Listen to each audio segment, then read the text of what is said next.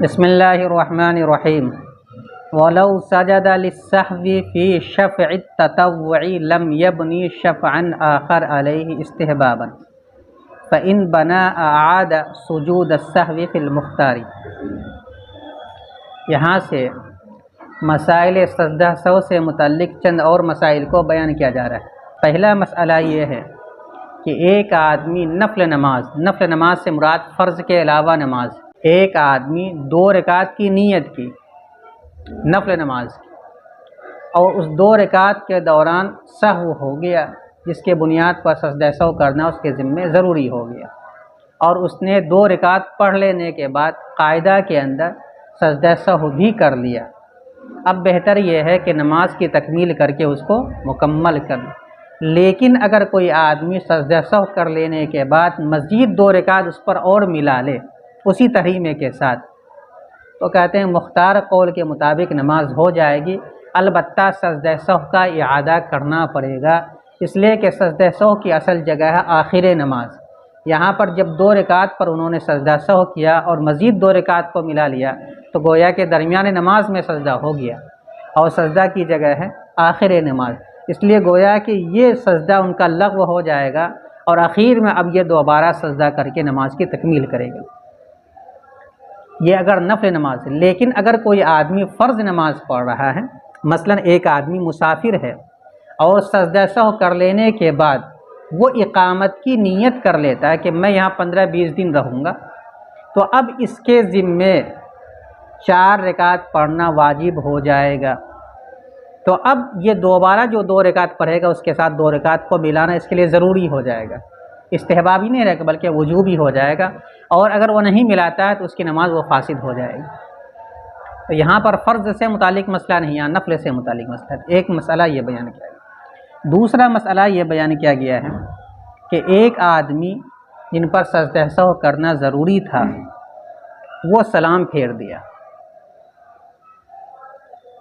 اور سلام جیسے ہی ایک جانب پھیرا ہے اس کے بعد ایک شخص آیا اور اس کی اقتداء میں نیت کر دیتا ہے، تو اگر وہ سلام پھیرنے کے بعد سہو کا سجدہ کر لیتا ہے امام، تو اس شخص کی اقتداء اس کے پیچھے صحیح ہو جائے گی اور اس کی اقتداء میں نماز ادا کرے گی۔ لیکن اگر وہ اس سلام پھیرنے کے بعد سہو کا سجدہ نہیں کرتا، اٹھ کر کے چلا جاتا ہے، تو اس کی نماز تو ہو جائے گی مکمل، اس کی اقتداء صحیح نہیں ہوگی۔ مسئلہ سمجھ میں آ گیا؟ دوسرا مسئلہ یہ ہے کہ ایک امام کے ذمے سہو کا سجدہ واجب ہو گیا تھا، اور وہ قاعدہ اخیرہ میں سلام پھیرا ایک جانب، اور جیسے ہی ایک جانب سلام پھیرا تو سلام پھیرنے کے بعد ایک نیا شخص جو مسجد میں داخل ہوا اس کی اقتداء میں نیت باندھ لیتا ہے، تو اب یہ دیکھا جائے گا کہ اگر امام اس سلام پھیرنے کے بعد سہو کا سجدہ کر لیتا ہے تو یہ مانا جائے گا کہ ابھی وہ نماز ہی میں ہے، نماز سے باہر نہیں نکلا، لہذا اس کی اقتداء میں نماز اس کی صحیح ہو جائے گی، اقتداء بھی صحیح ہو جائے گی۔ لیکن اگر وہ سلام پھیرنے کے بعد دوسری جانب بھی سلام پھیر لیتا ہے، سہو کا سجدہ نہیں کرتا ہے، تو اس صورت میں گویا کہ یہ مانا جائے گا کہ وہ نماز سے نکل گیا، کیونکہ آپ پڑھ چکے ہیں السلام کے میم تک کہنا یہ کیا ہے؟ واجب ہے، وہاں تک کہہ لیا اس کا مطلب نماز سے نکل گیا ایک قول کے مطابق، اس لیے اس صورت میں اب اس کی اقتداء صحیح نہیں ہوگی۔ لیکن ایک قول یہ بھی ہے، وہاں پہ بتلائے تھے کہ دونوں جانب السلام علیکم کے میم تک، السلام تک کہنا یہ کیا ہے؟ واجب ہے، لہٰذا دوسرا سلام پھیرنے سے پہلے بھی اگر شریک ہو جاتا ہے تو اس کی اقتداء میں نماز صحیح ہو جائے گی۔ لیکن یہاں پہلے قول کو لیا گیا کہ اگر اس سجدہ کے بعد وہ سلام کے بعد وہ سجدہ کر لیتا ہے اور اس کے بعد اس سے پہلے یہ شریک ہو گیا تھا تو اس کی نماز ہو جائے گی اس کی اقتداء میں، ورنہ تو اثرینو اس کو نیت باندھ کر کے نماز پڑھنی پڑے گی منفردن۔ 2 مسئلہ ہو گیا۔ تیسرا مسئلہ یہ بیان کیا گیا ہے کہ ایک آدمی کے ذمے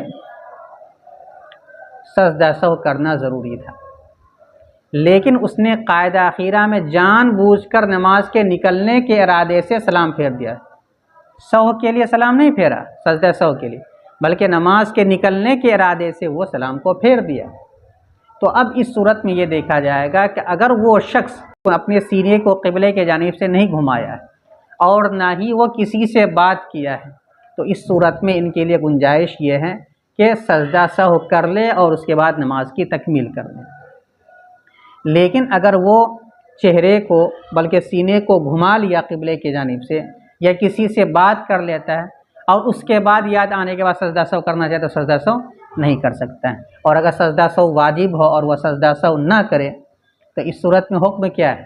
نماز کا اعادہ، تو نماز کو لوٹائے گا۔ لیکن اگر وہ بھول گیا سجدہ سہو کرنا اس کے ذمہ واجب ہو چکا تھا، سلام پھیر دیا نماز سے نکلنے کے ارادے سے، اور سلام پھیرنے کے بعد یاد آیا کہ مجھے تو سجدہ سہو کرنا چاہیے تھا، تو جب تک قبلے کی جانب سے اس کا سینہ نہیں پھرا ہے، جب تک وہ کسی سے بات نہیں کیا تو سجدہ سہو کر لے گا اور اس کے بعد نماز کی تکمیل کر لے گا تو نماز اس کی ہو جائے گی۔ ٹھیک ہے، 3 مسئلہ ہو گیا۔ چوتھا مسئلہ یہ بیان کیا جا رہا ہے کہ ایک آدمی 3 رکعت والی نماز یا 4 رکعت والی نماز پڑھ رہا ہے، 2 رکعت پڑھ لینے کے بعد اس کو ایسا لگا کہ ہم نے 3 رکعت مکمل کر لیا ہے یا 4 رکعت ہم نے مکمل کر لیا ہے، 4 رکعت میں پڑھ چکا، سلام پھیر دیا۔ سلام پھیرنے کے بعد اس کو معلوم ہوا کہ وہ 2 ہی رکعت پڑھا ہے، تو اب ایسی صورت میں کیا کرے گا؟ اگر سلام پھیرنے کے بعد معلوم ہوا ہے کہ 2 ہی رکعت پڑھا ہے تو اب اس صورت میں کیا کرے گا؟ نماز کو مکمل کرے گا، وہی شرط کے ساتھ کہ سینے سے قبلہ اس کا نہ پھرا۔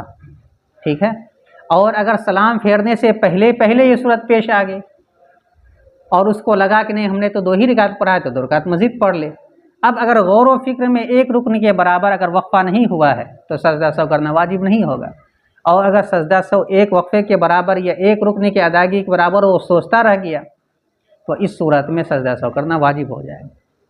ٹھیک ہے، چلو دیکھو، وَلَوْ سَجَدَ لِلسَّهْوِ فِي شَفْعِ التَّطَوُّعِ، اور اگر کوئی آدمی سہو کا سجدہ کرے نفل نماز کے 2 رکعت پر، اور اگر کوئی آدمی نفل نماز کے 2 رکعت پر سہو کا سجدہ کرے، لم یبنی شفعن آخر علیہ، تو وہ اس 2 رکعت پر دوسری 2 رکعت کی بنا نہ کرے استحباباً، یہ حکم کیا؟ استحباب، نہ کرنا زیادہ بہتر ہے۔ فَإِن بَنَا عَادَ سُجُودَ السَّهْوِ، پس اگر وہ بنا کر لے مزید 2 رکعت پڑھ لے تو وہ سجدہ سہو کا اعادہ کرے مختار قول کے مطابق۔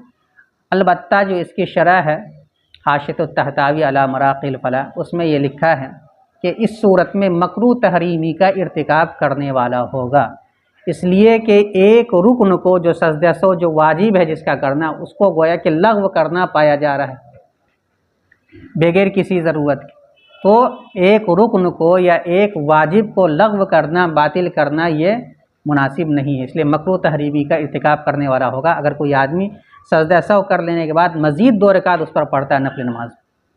لیکن اگر فرض نماز ہے تب تو اس صورت میں کرنا ضروری ہے، جیسے اس کی صورت بتلایا۔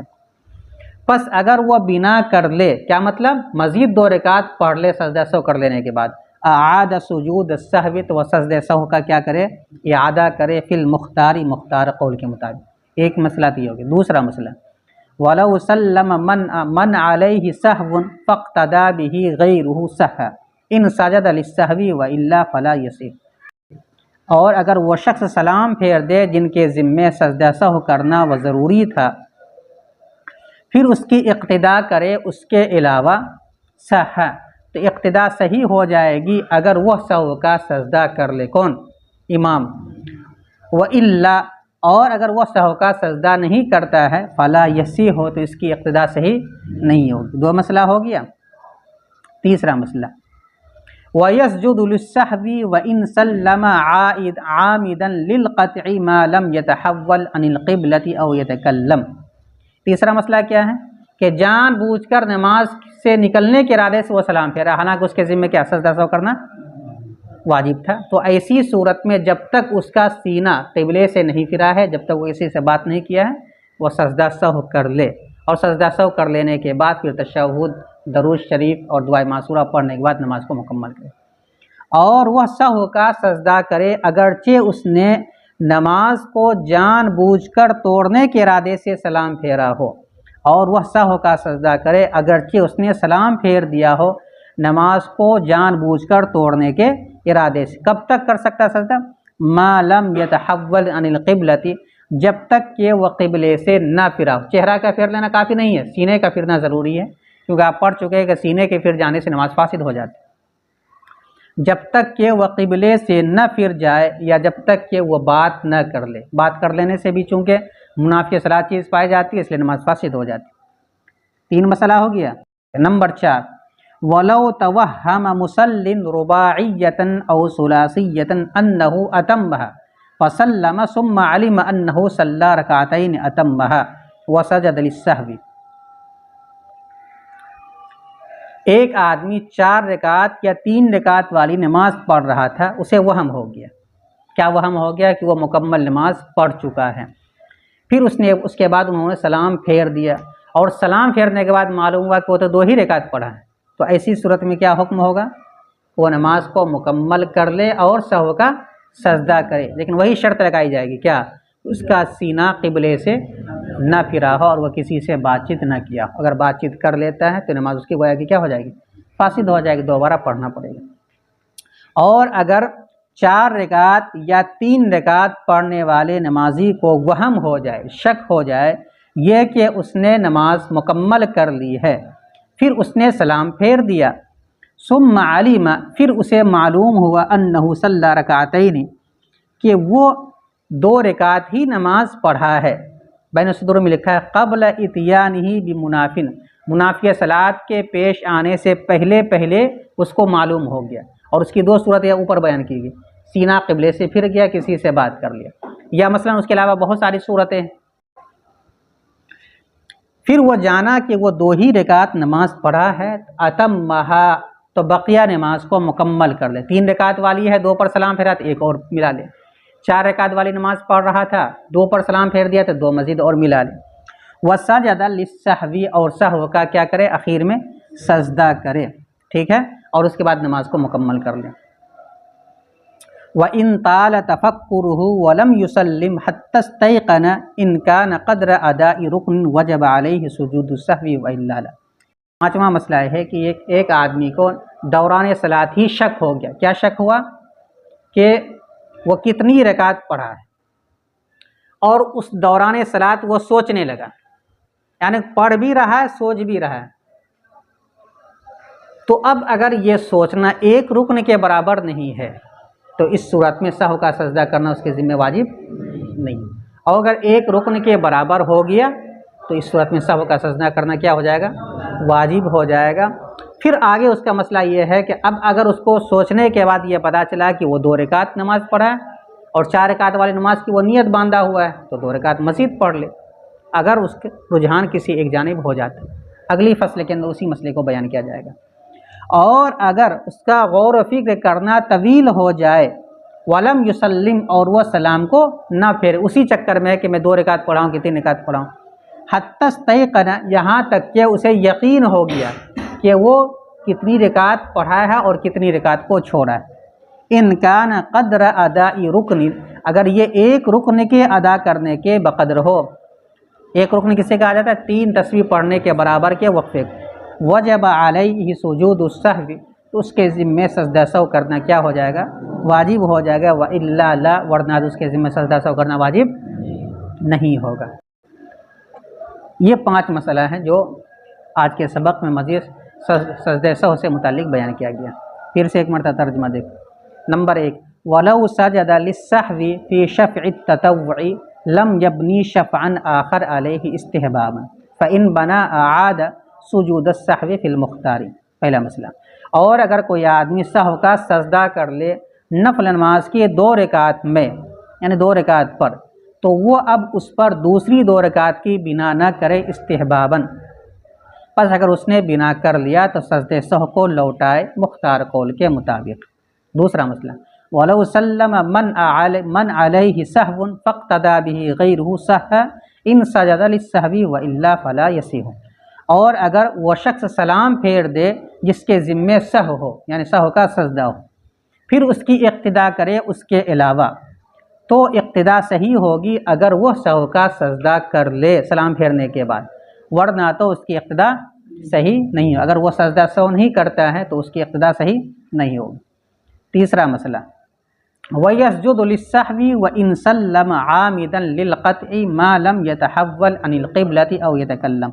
اور سجدہ اور سہو کا سجدہ کرے اگرچہ اس نے سلام پھیر دیا ہو نماز کو جان بوجھ کر توڑنے کے ارادے سے جب تک کہ وہ قبلے سے نہ پھرا ہو یا جب تک کہ اس نے بات نہ کی ہو۔ چوتھا مسئلہ، وَلَوْ تَوَهَّمَ مُصَلٍّ رُبَاعِيَّةً أَوْ ثُلَاثِيَّةً أَنَّهُ أَتَمَّهَا فَسَلَّمَ ثُمَّ عَلِمَ أَنَّهُ صَلَّى رَكْعَتَيْنِ أَتَمَّهَا وَسَجَدَ لِلسَّهْوِ، اور اگر 4 رکعت یا 3 رکعت، مثلا مغرب کی نماز ہے یا وتر کی نماز ہے، اور اگر 4 رکعت یا 3 رکعت پڑھنے والے نمازی کو وہم ہو جائے، شک ہو جائے یہ کہ وہ اس کو مکمل کر چکا ہے، پھر اس نے سلام پھیر دیا، پھر معلوم ہوا کہ وہ 2 ہی رکعت پڑھا ہے، تو اب کیا حکم ہوگا؟ کہتے ہیں کہ اس کو مکمل کر لے، یعنی 3 رکعت والی ہے تو 3 رکعت مکمل کر لے، 4 رکعت والی ہے 4 رکعت مکمل کر لے، وسجد للسہو، اور سہو کا سجدہ کرے۔ 5واں مسئلہ، وَإِن طَالَ تَفَكُّرُهُ وَلَمْ يُسَلِّمْ حَتَّى اسْتَيْقَنَ إِنْ كَانَ قَدْرَ أَدَاءِ رُكْنٍ وَجَبَ عَلَيْهِ سُجُودُ السَّهْوِ وَإِلَّا لَا، اور اگر اس کا غور و فکر کرنا طویل ہو جائے اور وہ سلام نہ پھیرے یہاں تک کہ اسے یقین ہو جائے، تو اگر یہ غور و فکر کرنا ایک رکن کے ادا کرنے کے بقدر ہو تو اس پر سجدہ سہو کرنا واجب ہو جائے گا، ورنہ تو واجب نہیں ہوگا۔ اسی سے متعلق آگے ایک اور مسئلہ بیان کیا جا رہا ہے جو شک سے متعلق ہے، اس لیے الگ عنوان لگا دی، وہ بھی پڑھ لو۔ فصل فی الشک تبطل الصلاۃ بالشک فی عدد رکعاتها ان کان قبل اکمالها وهو اول ما عرض له من الشک او کان الشک غیر عادۃ له فلو شک بعد سلامه لا يعتبر الا ان تيقن بالترك وان كثر الشك وعمل بغالب ظنه فإن لم يغلب له ظن أخذ بالأقل وقعد بعد كل ركعة ظنها آخر صلاته۔ اس فصل میں مسئلہ یہ بیان کیا جا رہا ہے کہ اگر کسی آدمی کو نماز ہی کے دوران شک پیدا ہو گیا، کہ اگر کسی آدمی کو نماز کے تعداد، نماز کے رکعات کے تعداد ہی میں شک ہو جائے نماز ہی کے دوران، تو اس کی کئی صورتیں ہیں۔ ایک صورت یہ ہے کہ اس کو پہلی مرتبہ یہ شک پیش آیا، پہلی مرتبہ شک پیش آنے کا مطلب ہے کہ بہت کم اس کو شک پیش آتا ہے، تو نماز میں شک پیش آ گیا، تو ایسی صورت میں اگر تعداد رکعات میں شک ہو جائے تو وہیں سے نماز کو توڑ دے اور اثر نو نماز پڑھے۔ اور اگر کثرت کے ساتھ اس کو شک کی بیماری شک پیش آتا ہے یا شک کی بیماری ہے اور کثرت کے ساتھ اس کو شک ہوتے رہتا ہے تعداد رکعات کے سلسلے، تو ایسی صورت میں حکم یہ ہے کہ وہ غور و فکر کرے، تحری کرے کتنی رکعت پڑھا ہے۔ مثلا وہ 4 رکعت والی نماز پڑھ رہا تھا لیکن شک پیدا ہو گیا کہ 3 پڑھا ہے کہ 4 پڑھا ہے، اور اس کا رجحان یہ ہے کہ میں 3 ہی رکعت پڑھا ہوں، تو اب اسی پر مزید رکعت ملا کر کے نماز کو مکمل کر دے۔ اور اگر کوئی گمان نہیں، کوئی رجحان نہیں، پتہ ہی نہیں چل پا رہا کہ 3 ہے کہ 4 ہے، تو اگر جن رکعتوں کے درمیان شک ہے، جتنی تعداد کے بارے میں شک ہے، اس میں سے جو اقل ہے اس پر وہ بنا کرے گا۔ مثلا 3 اور 4 میں شک ہے تو 3 کا اعتبار کیا جائے گا، 2 رکعت پڑھے گا۔ 2 اور 3 میں شک ہے، 2 کا اعتبار کیا جائے گا، مزید 2 رکعت پڑھے گا۔ اگر 4 رکعت والی نماز، 3 رکعت والی نماز ہے تو 1 رکعت اور پڑھے گا۔ یہ 3 صورتیں ہیں۔ اگر دوران صلاۃ کسی کو شک پیش آ گیا تعداد رکعات کے سلسلے میں، تو حکم یہ ہے کہ اگر پہلی مرتبہ شک پیش آیا ہے تو نماز کو توڑ کر کے اثر نو نماز پڑھے۔ بار بار شک پیش آتا ہے تو پھر اس کی 2 صورتیں، وہ غور و فکر کرے، اگر غور و فکر سے راجع ہو جاتا ہے کہ وہ 1 ہی رکعت پڑھا ہے تو جتنی رکعت کی وہ نیت باندھا اتنی رکعت اس کے بعد پڑھ لے، نماز مکمل ہو۔ اور اگر کوئی رجحان نہیں ہے، اس کا کچھ نہیں پتہ چل پا رہا، تو ایسی صورت میں عقل پر وہ بنا کرے۔ مثلا 3 4 میں شک ہو گیا تو 3 کا اعتبار کرے، 2 3 میں شک ہو گیا تو 2 کا اعتبار کرے، 1 اور 2 میں شک ہو گیا تو 1 رکعت کا اعتبار کرے، اور اس کے بعد ہر رکعت کے بعد وہ قاعدہ کرے اس نیت سے کہ ہو سکتا وہی قاعدہ اخیرہ، اور اس طرح نماز کی وہ تکمیل کرے۔ لیکن اگر نماز کے بعد اس کو پتہ چلا، نماز کے بعد یہ معلوم ہوا کہ وہ 2 ہی رکعت پڑھا ہے یا 3 رکعت پڑھا، پتہ نہیں چل پا رہا، شک ہوا ہے نماز کے بعد، تو ایسی صورت میں اس کی نماز ہو جائے گی، نماز کو لوٹانے کی ضرورت نہیں، الا یہ کہ اس کو یقین ہو جائے کہ میں 2 ہی رکعت پڑھا ہوں، تو اب ایسی صورت میں وہ نماز کا اعادہ کرے گا، لیکن صرف شک کے بنیاد پر نماز کو نہیں دہرایا جائے گا۔ یہ اس صورت میں ہے جبکہ تعداد رکعت کے سلسلے میں شک ہو جائے۔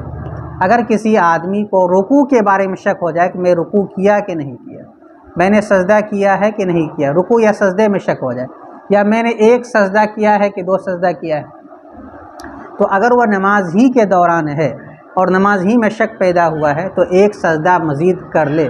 اگر سجدے میں شک ہو گیا، رکوع میں شک ہو گیا تو نماز میں 1 رکوع کر لے، اور اگر نماز کے باہر شک پیدا ہوا رکوع اور سجدے کے بارے میں تو نماز اس کی ہو گئی، لوٹانے کی ضرورت نہیں ہے۔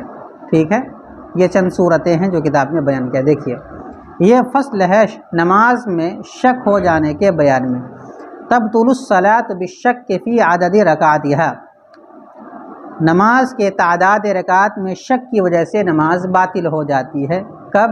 اذا کان قبل اکمالها، جبکہ نماز کے مکمل ہونے سے پہلے شک ہوا، اور وهو اول ما عرض له من الشک، اور اسے پہلی مرتبہ شک پیش آیا ہو۔ یعنی پہلی مرتبہ کا مطلب یہ ہے کہ بہت کم اس کو شک پیش آتا ہے، یعنی کہ زندگی میں بالغ ہونے کے بعد پہلی مرتبہ پیش آ رہا ہے، یہ مراد نہیں ہے۔ بعض لوگوں نے یہ بھی توجہ کی ہے، لیکن یہاں پر مراد اور مفتابی قول یہی ہے کہ بہت کم اس کو شک پیش آتا ہے نماز وغیرہ کے بارے میں، تو ایسی صورت میں بہتر کیا ہے؟ استئناف کرے۔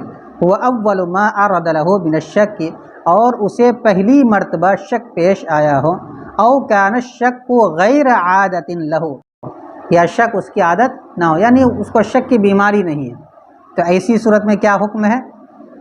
نماز اس کی باطل ہو جائے گی، یعنی نماز کو توڑ دے اور اس کے بعد اثرینوں نماز پڑھے۔ یہ مطلب نماز باطل خود بخود نہیں ہو جائے گی، بلکہ وہ نماز سے نکل جائے گا اور اثرینوں نماز پڑھے گا۔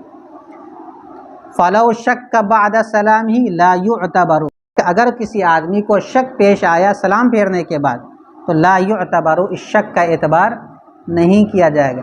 یعنی نماز پڑھنے کے بعد یہ شک ہوا پتہ نہیں میں 2 رکعت پڑھا کہ 3 رکعت پڑھا، یقین نہیں ہے، تو نماز اس کی ہو جائے گی مکمل۔ اس لیے ایک ایمان والے سے یہ بات بعید ہے کہ وہ ناقص نماز پڑھے، اس لیے نماز کے بعد اگر شک پیدا ہوتا ہے تو شک کی بنیاد پر فیصلہ نہیں کیا جائے گا، یقین کا اعتبار کیا جائے گا، اور یقین یہی چیز ہے کہ یہ نماز پڑھ چکا ہے، یعنی مکمل نماز پڑھ چکا ہے۔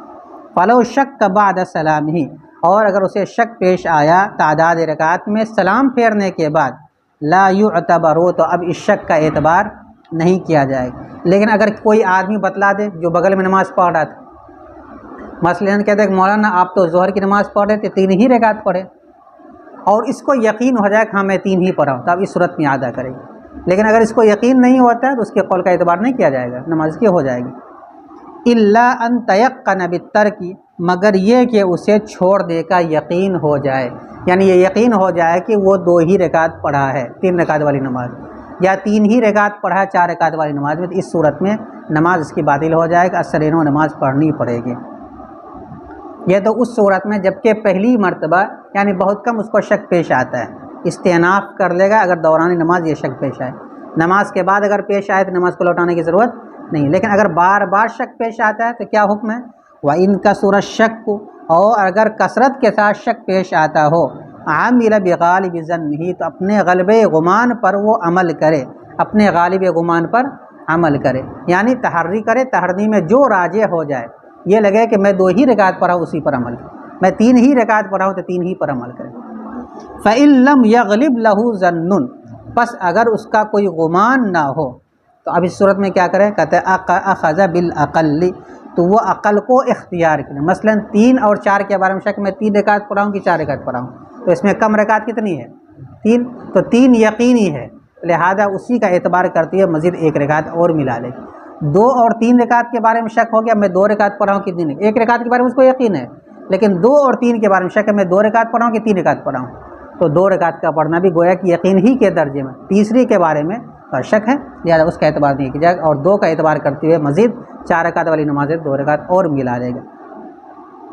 اور اگر اس کا کوئی گمان نہ ہو تو وہ اخذ بالعقل، تو وہ عقل کا اعتبار کرے گا، عقل کو لے گا، اور اس کے بعد کیا کرے گا؟ کہتے ہیں کہ وقعد بعد کل رکعت، اور وہ ہر رکعت کے بعد بیٹھے گا، کیوں؟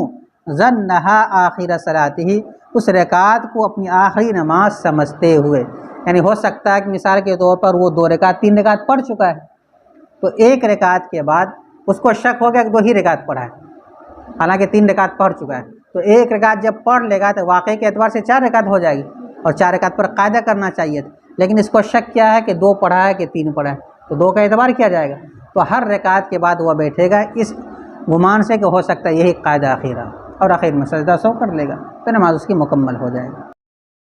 کے سبق کا خلاصہ یہ ہے کہ اگر کسی شخص کو نماز کی رکعات کے سلسلے میں شک ہو گیا تو اس کی اولاً 2 صورتیں، یا تو یہ شک اسے نماز کے پڑھ لینے کے بعد ہوا ہوگا تعداد رکعات میں، یا نماز ہی کے دوران شک ہوا ہوگا۔ اگر نماز کے بعد شک پیش آیا ہے یا شک ہوا ہے تو اب اس کا اعتبار نہیں کیا جائے گا، اس کی نماز مانی جائے گی مکمل ادا ہو چکی ہے۔